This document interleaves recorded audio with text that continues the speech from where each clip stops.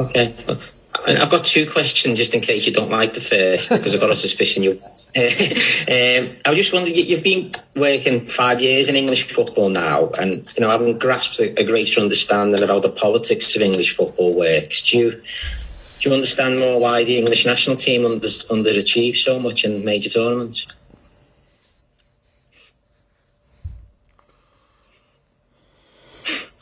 You're right. I don't fancy the question. It's just I don't think it's a good idea as a German guy to speak about the English national team, the success they had or not. You better make that up with yourself. So what I always say in these situations, when I talk about intensity, people tell me that's here like it is. So stop talking about it. As long as you don't talk about it, nothing will change. If you need people from outside to tell you, by the way, it's pretty intense what you're doing here, and you know the reasons, you know about intensity and all this stuff. So I would just recommend write your articles about it and don't use voices of people. Nobody listens anymore really. So you need to go for it on a serious basis. So what are we doing here, and then what happens in the summer and all that stuff. I said it around the 5 subs. I talked about the intensity, and we will see how the summer will be.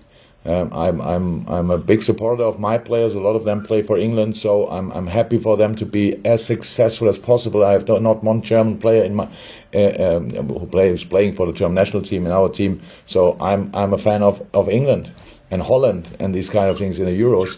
So, and I hope they do all well, and Switzerland, sorry, and all the other countries who are involved.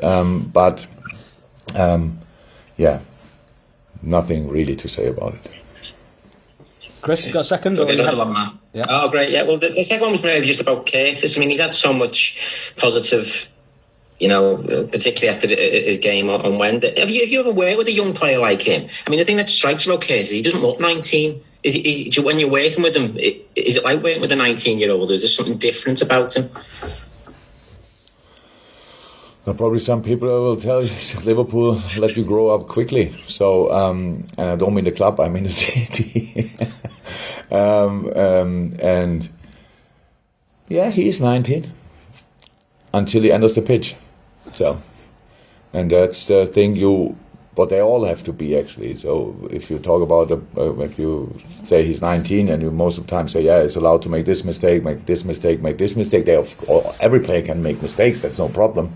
You have to sort that as a team and all this kind of stuff. But as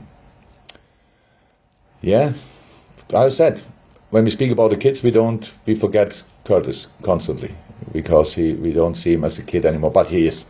So that's just good. So he just has to keep working hard, has to keep staying grounded. But he is all. It's nothing. It's all great. Then the future could be pretty bright. That's it. Okay, Chris McKenna, then Paul.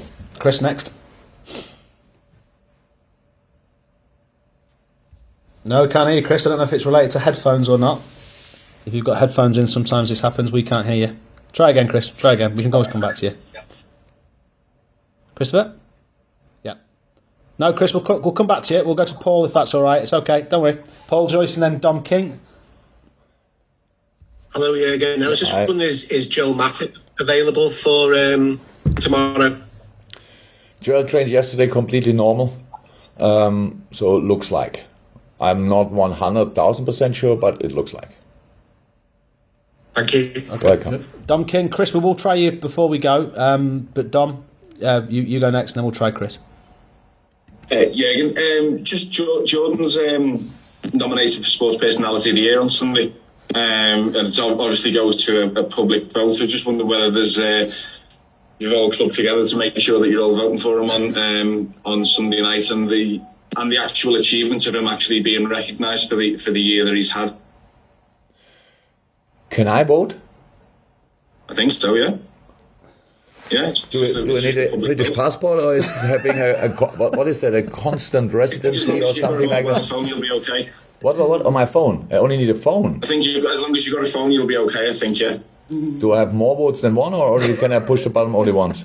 You can vote as many times as you want, I think. Then he has a chance. Yeah, I'm completely fine with that. He would have my vote.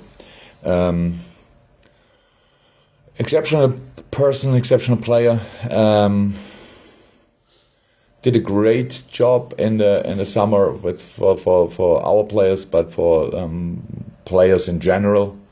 Is doing that for the England national team. Is involved in pretty much everything. So is a great guy and would be a worthy award winner. But I don't know exactly who are the other people, and so it's all about that. But he would be a worthy one. Okay. Thank you. Any follow-up, Dom? No? No, I'm fine, thanks. Fantastic. Look, I apologise, this is a bit embarrassing. We can't get Chris's audio on, but the question via myself is just on Firmino. Does he talk about wanting to score more, or is he someone who enjoys being involved in creating chances off the back of his winning goal against Spurs? So, thank you, Chris. Oh yes, Roberto wants to score goals. So we had conversations about that. It's not that I tell him you don't have to score, or he tells me I can't score, or that stuff. No, it's all about you don't score because you want to score more. Because all strikers in the world want to score more. Even Mo Salah wants to score more, or all the others. Robert Lewandowski wants to score more. So that's completely normal. But in a moment when a player is only concerned about scoring, then the problems could theoretically, we don't have that, but theoretically could start then. And so that's why it's really important that each player knows about the job he has to do in a game, and they are different.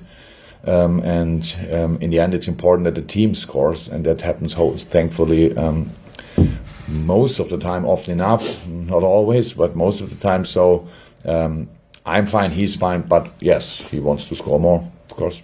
Thank you.